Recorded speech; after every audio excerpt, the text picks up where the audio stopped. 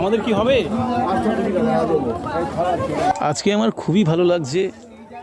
আজকে এই বাজারে এসে আমি এই তালের দোকানটা দেখতে পেলাম, কারণ যথারীতি সবসময় দেখা যায় না, এটা একটা সিজনের ফল।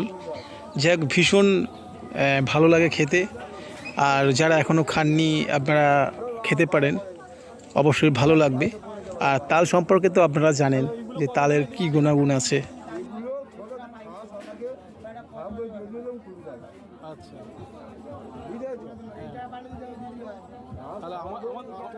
এই রকম তাল গাছ থেকেই ওই কাকু তাল পেরে এনে এই বাজারে এনে বিক্রি করছে।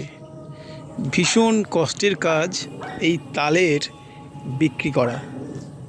এই তাল গাছে উঠে তাল কাটতে হয় এবং সেই তাল কেটে নামিয়ে বাজারে নিয়ে এসে আবার সেটাকে কাটারি দিয়ে কেটে আপনাদের সামনে রেডি করে বিক্রি করা।